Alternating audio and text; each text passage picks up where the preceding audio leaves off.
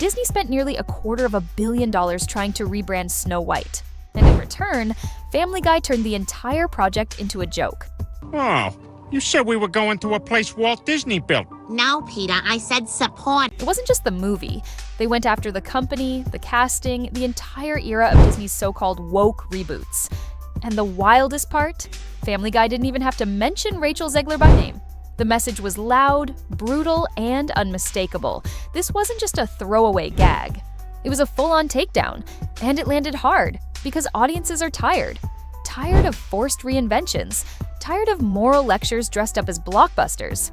And right now, Rachel Zegler is becoming the face of all of it. In one scene, Peter. Griffin wanders through Disneyland looking confused. But the real punchline is in the background. A roller coaster plummeting, labeled Disney stock. It's not subtle.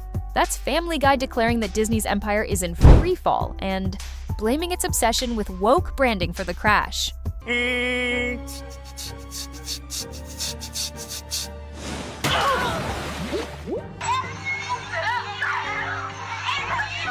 Then it gets worse.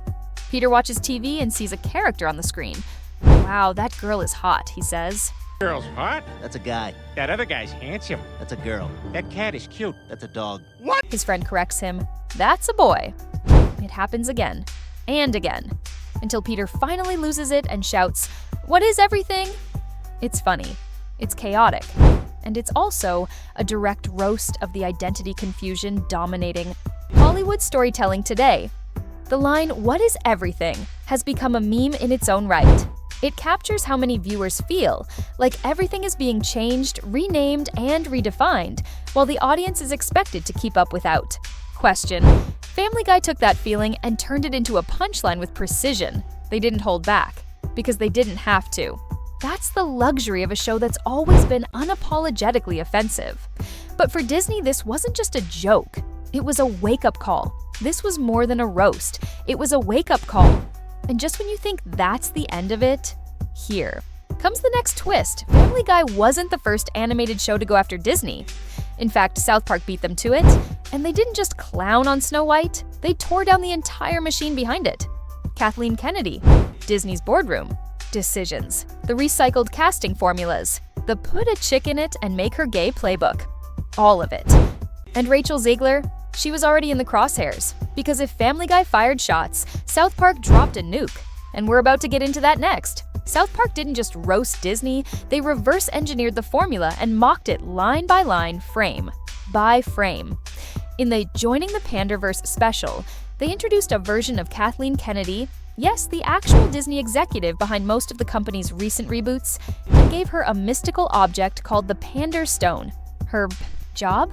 To insert diverse women into every franchise, whether it made sense or not, the episode plays like a fever dream. Cartman is tormented by a multiverse where every classic character has been replaced with a self-righteous, miserable version of a corporate-approved identity. And while the whole thing is satire, the message hit way too close to home for Disney to laugh it off. Exactly what it is you're afraid of. I keep having the same dream. Everywhere I look, people are being replaced. Okay, and who do you think is going to have you replaced? Them. The puppet masters.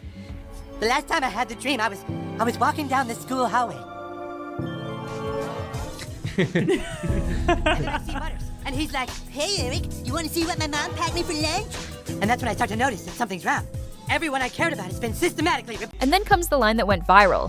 South Park's version of Kathleen Kennedy steps forward, throws her hands in the air, and declares, "Put a chick in it and make her gay." That single sentence practically became a slogan, summarizing exactly how many people feel about Disney's recent output. Forced, formulaic, and hollow.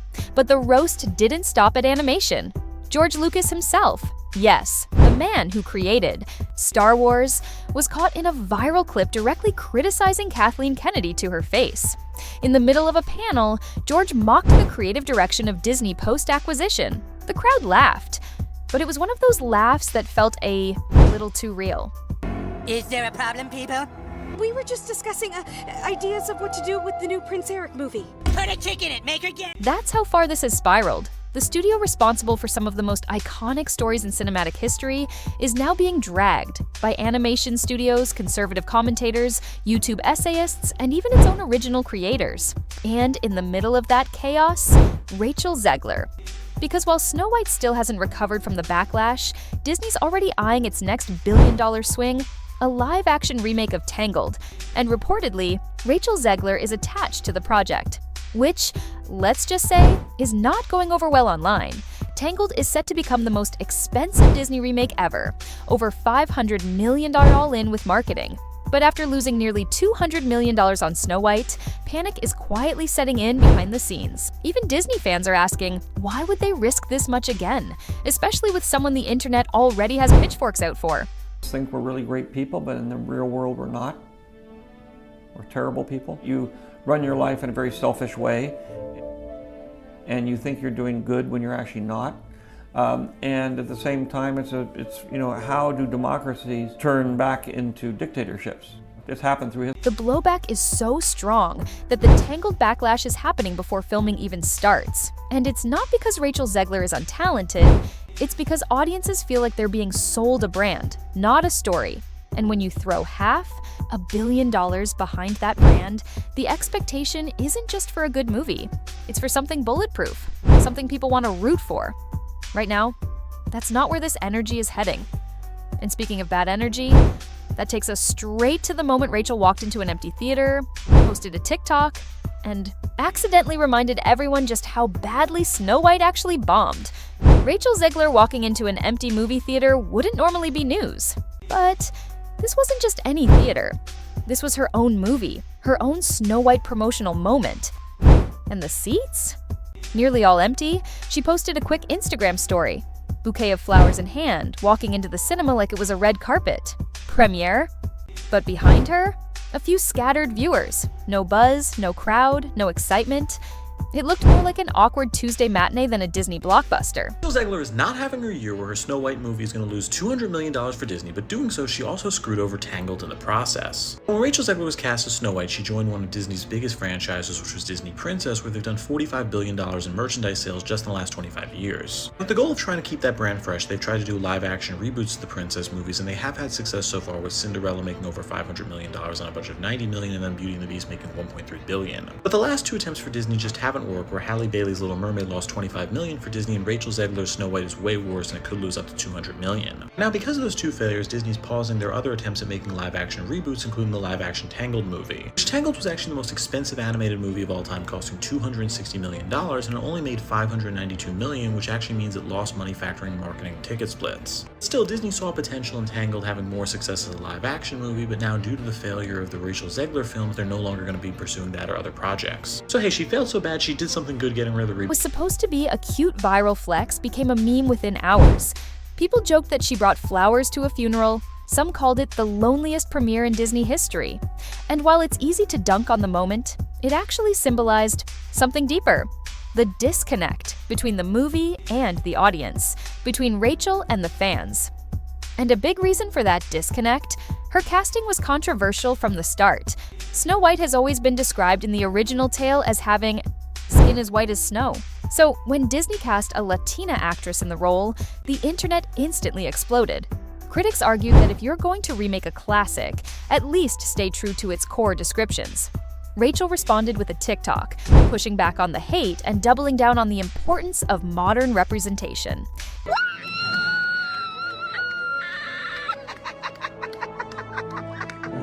The problem wasn't just the casting, it was how it was handled. Rachel didn't just defend herself, she went on the offensive. She criticized the original film, calling it weird, outdated, and even hinted that the prince was basically a red flag. That's where a lot of fans drew the line. If you're stepping into an iconic role, at the very least, show some respect for the source material. At least act like you love what came before you. But the backlash didn't stop there. It turned political. Rachel Zegler was one of several Hollywood figures who publicly supported Palestine during the ongoing Israel-Gaza conflict. She even signed a letter demanding a ceasefire. That alone might not have sparked chaos. But her co-star, Gal Gadot? She's famously pro-Israel. Suddenly, a fictional fairy tale became a geopolitical minefield. The tension reached critical mass when Lebanon officially banned the film, not because of Rachel, but because of Gal Gadot. According to distributors, Gadot has long been on a boycott list in Lebanon, meaning any movie she stars in is automatically blocked from release. And just when it felt like the backlash couldn't get worse, another spark reignited the fire. An old clip of Rachel resurfaced. In it, she says, Semov. The video went viral all over again. She apologized, but as the internet always proves, it never forgets. Honestly, I'm embarrassed of this because I chose a filter that made me look pink as hell. But you thought you did something. You thought you did something by pointing out that I, like every other person on planet Earth, use filters on my photos. But you know what you really got? Embarrassed. Let me tell you why this is embarrassing. It's because in this photo, I'm still an olive-toned queen. You don't have to give me any more racial identity confusion than I already have. Let me tell you something. Soy una latina orgullosa y tengo muchos privilegios porque tengo piel clara. But I will never try to bait people by pretending that I look different than I do. Shouldn't even have to explain myself, but go pick on someone else who's actually doing harm by race. The 23-year-old actress posted a new message. Hi everyone, I would like to sincerely apologize for the election post I shared on my Instagram last week. I let my emotions get the best of me. Hatred and anger have caused us to move further and further away from peace and understanding, and I am sorry I contributed to the negative At this point, Rachel Zegler was trending more for the drama than for the acting. It didn't matter how good the visuals looked or how many times Disney tried to reframe the narrative, the damage was done. And the final blow? The box office. Numbers. Snow White had a reported budget between $240–270 million. It barely scraped together $184 million globally. Even Disney insiders admitted it underperformed. But behind closed doors, the real criticism came from someone close to the production. Jonah Platt, son of producer Mark Platt. He didn't hold back. He said what most executives were thinking. Rachel's public comments made things worse. Her interviews, her social media, presence, her entire public persona. That's what tanked the vibe. That's what helped kill the movie. And now the question isn't whether Snow White failed. That part's already settled. Brian. Ida. 2 more, please. So I finally tell them, hey, I came here to be at the seminar, not run it.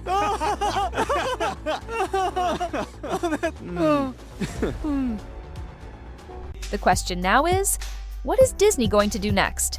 Animated shows are roasting them, fans are walking away, and their most expensive remake hasn't even started production yet. At this point, even Disney's defenders are starting to look the other way. But the roasts? They're still coming. One of the darkest might have flown under the radar. Straight out of Family Guy again. In the infamous Quagmire's Dad episode, the show introduced a trans character named Ida. While the intent might have been progressive, the execution wasn't. The most notorious moment? Brian the dog vomiting repeatedly after learning he'd slept with Ida. The scene sparked outrage across the internet, yet Family Guy doubled down. They've never claimed to be fair, but they have always been fearless. And if they're already going that hard on Disney's casting, identity politics, and box office failures, there's no reason to think they're done. Anyway, that brings us to the one cartoon empire that hasn't spoken yet, but might be next: The Simpsons. For over 30 years, The Simpsons have poked fun at politics, media, and pop culture. Lately, they've been edging closer to the Disney flame. Remember, Disney owns them now, but that hasn't stopped The Simpsons from making sly jabs at their own parent company. They've already roasted Marvel fatigue, Star Wars overload, and endless remakes. It's only a matter of time before Snow White lands in their sights. And here's why that could be a problem. The Simpsons still hold cultural credibility.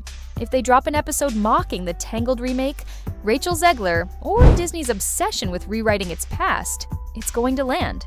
Not because it's edgy, but because it's true. The moment The Simpsons join the pile-on, it'll signal something much worse: that Disney has lost the room entirely. When even their own properties are turning against them, it's no longer about haters, it's about legitimacy. This was never about Rachel Zegler alone, or one bad movie, or even the critics online. This is about trust.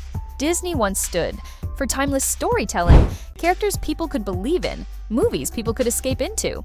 Now, they're selling reboots wrapped in lectures, and even their most die-hard fans are starting to tap out. The question isn't whether another roast is coming, it's who will deliver the next one. Family Guy did it, South Park obliterated it, The Simpsons are circling, and if things don't turn around soon, the next roast won't be funny. It'll be the final word.